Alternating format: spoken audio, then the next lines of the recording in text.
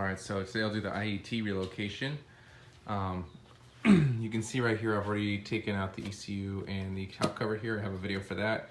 If you need it, just let me know and I'll get it to you. So after we get to this point, next thing I'm gonna wanna do is take the tank off because the sensor is down in there. Actually, I can see it right there. See with the two wires coming on top of it? That's the IAT sensor.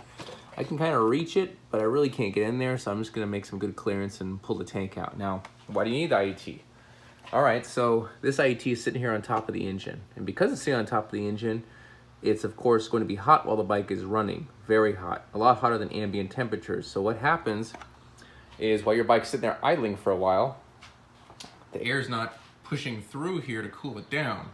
So when you take off, let's say from like a dig race or something like that, the bike's gonna pull a lot of power out of there because it thinks it's way hotter outside than it is actually outside on the bike. So when you start moving, the air will start coming in, and of course the IAT will actually cool down at that point, but you have to be moving for that to happen. So this gets the results from like very slow riding and let's say dig racing. And then it'll actually give you accurate IATs and give you full power on the hit. So in order to pull the tank off, we have to first pull the seat off. And to pull the seat off, there's two little bolts right there. One right there, and there's one on the other side as well. So I'm gonna get this off, and then when you pull those two out, this whole seat just slides out like that. Okay, so like I said, I've turned these bolts out. Everything's pulled out like this. You just pull the seat out like that. Now we got access to everything else here. Now the next thing I'm gonna do is I'm gonna pull off these side plastic panels here. So go ahead and just pull this screw out right here, and these things will just basically slide out. Okay, I forgot to mention there's a little pull clip here. So when you get done screwing that, it'll still feel like it's in there. Just pull from right here, and there's a little pop clip that comes there. Seeing right there? All right, after the seat and both those sides are off, you can now move on to the side of the tank right here. So that's a Torx. I don't know how huge it is. I'll find out in a second here. But it's a Torx on each side of this, and then this thing will kind of move after we loosen this as well. All right, so once everything is out of there, you have these bolts out of there, and this bottom one, tank moves pretty freely around there. Now I do have a couple issues here. So I'm moving the tank around here, and you can see the IAT, and I can get to it, and I could probably do everything without removing the rest of the tank, but let's just remove the whole thing here so you guys can get a good view of everything. There's two lines. These are both just empty lines. There's no fuel running through them. It's just for fumes. Just pull these out the tank.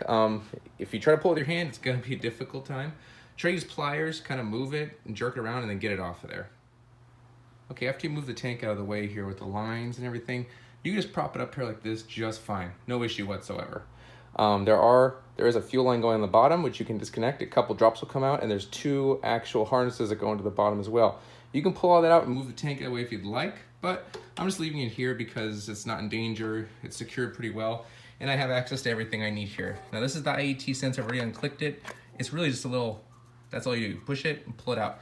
Now all you gotta do is pull the sensor out. There's a little screwdriver that's got fit in there, and this whole thing will pop right out of here. All right, so I got to the IAT, and just using two hands, I was able to hit the clip over here on this side, and the whole thing came out. So this is the IAT itself. And right at the tip here, this is how it reads the air temperature, okay? So now we gotta relocate it. So first thing we gotta do is we're gonna go ahead and plug this hole with what Bren supplies. Now this is what Bren gives you right here to plug that hole for the original IAT hole, because we're moving it to the front of the bike. So we're not gonna need that hole anymore. We should cover it up because we don't want debris just flying into the engine like that. So this is what Bren provides right here, and this just plugs right in. Now, these arms right here are too small at the moment, so take a little bit of pliers and open them up. And then what you're gonna do is you're gonna kind of put it in there, and if it works, awesome. If kind of you hear like this little snap while you're pushing in there, great. If it just kind of falls in there, then bring it back out again and go ahead and open up these arms a little bit more until you get a proper fit. A little bit of trial and error. All right, and first time was a charm for me, and you can see it down in there. I can't get it out. I can't feel anything. Even if I put a pair of screwdriver in there, whatever, it's not coming out very well. So that means we got a good seal there. Next, we're gonna plug this line to what Bren provides with the kit, which is right here. Just kind of plug this on the end that fits, and you're good to go.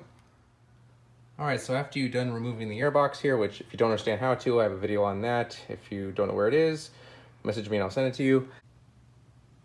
Okay, so connect the IAT to the actual IAT on the engine harness there, the extension to the engine harness, we're gonna run this through the bike. Now, most people connect it here first and then run it through the bike, get it through everything. Now, I'm gonna do it backwards. I'm gonna run it through the cluster and then I'll go all the way back to the sensor. It's gonna make this a lot easier. Okay, it takes a little bit of finesse with the fingers, but you wanna run it right through there, right through this point right here, where the harness here, everything goes. Then we're actually gonna follow this and just follow the harness all the way through here. There's a hole in the frame right here. You're gonna wanna push everything through, and then mount it up here to the IT sensor. All right, now you can see everything is connected here. I have the IT sensor right there.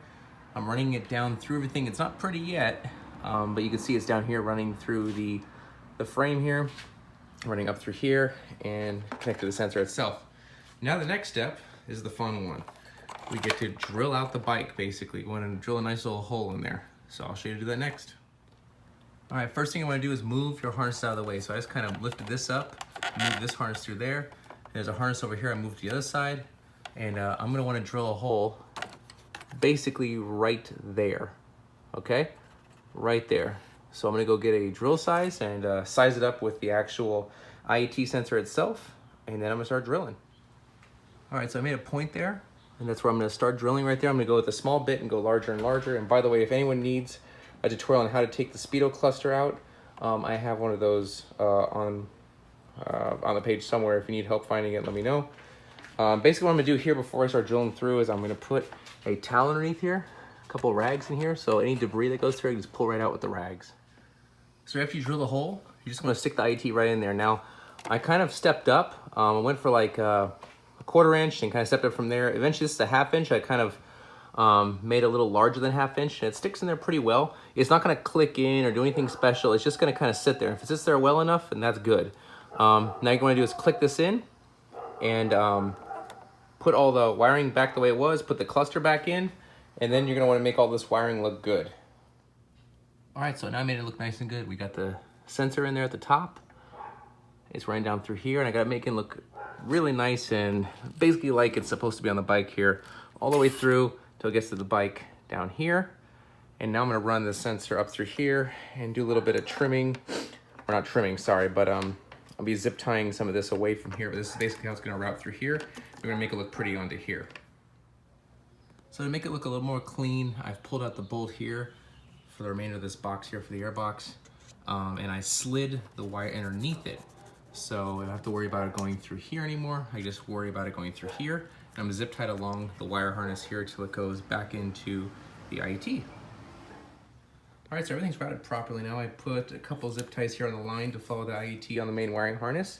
I put the IAT sensor, or at least the harness extension, back into the hole that I've plugged up. So it kind of just stays in there.